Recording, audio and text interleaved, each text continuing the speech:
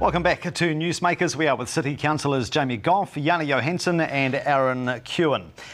Let's have a quick look at heritage. I know we could spend hours on this, but how much heritage can Christchurch afford to lose? When people see in the newspaper that there are 400 damaged heritage buildings, and probably more, how many realistically can Christchurch afford to save by way of insurance money and donations and goodwill and so forth?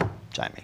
You know, how long's a piece of string? I think the question that needs to be asked with a lot of this are the people that are getting on a heritage bandwagon, for lack of a better word, stifling the process of rebuilding, which the short answer could be yes. You worry about that? I do worry about it, but in all fairness, so they should. You know, heritage gives our city our identity. It makes us unique. It makes us uniquely Christchurch. So it certainly is valid, but you've got to find that middle ground where we can get a best outcome, where I think we need to be looking at ways where we think outside the square and say, okay, how can we retain what makes, you know, the visual aesthetics that make this particular building unique and give Christchurch its identity, but on the flip side balance that by still making it financially viable. Because as I've said many times, the outcome of retaining all these things will sometimes mean that the result will be worse, because you won't find a tenant that will pay $700 for a square metre for a building. So it will end up being empty, run down, and that's potentially a worse outcome.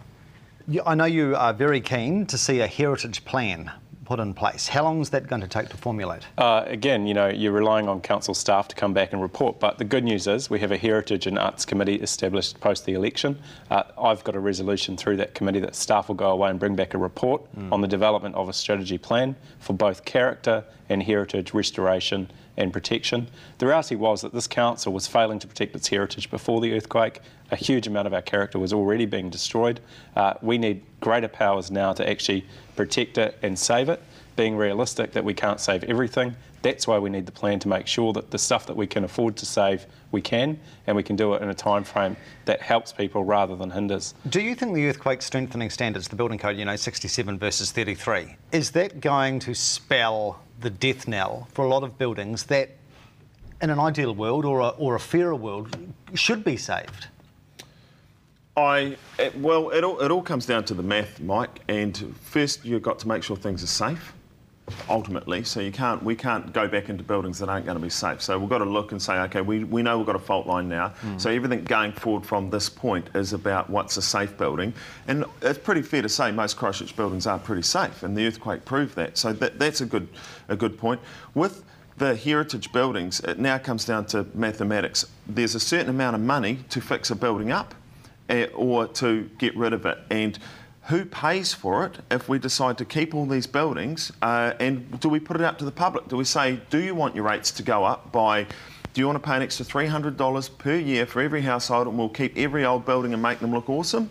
Or are we going to let a few go by the way? And so that is the balancing act. But I slightly disagree with Jamie with landlords on their buildings, that if the landlords themselves will lose out eventually if they get rid of all the character that's in the inner city. The inner city will just become a hive of boxes, and that then will take the value out of the inner city. So there is that argument as well. All right. Quick comment on that, Jamie? Yeah, quick comment on that is I think that's a very black and white way to look at it.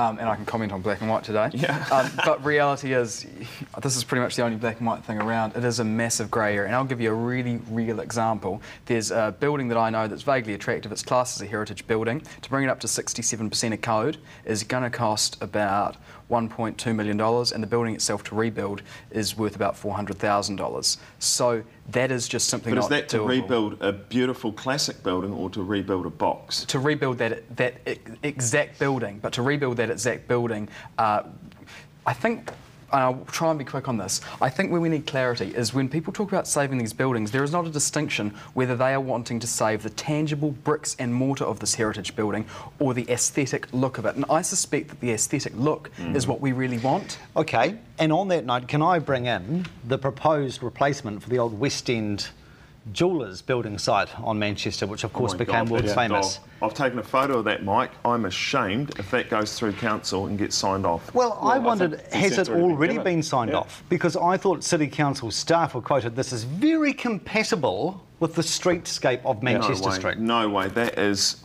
that will be the most ugliest building in Christchurch for its location. Well, what can city councillors do to stop the rot, to stop that kind of proliferation? And the thing is, you can't blame the developer for doing what the city plan allows him to do. I mean, that's the rules that he's working under. What council needs to do, and urgently, is put in place a vision for the city around how we rebuild.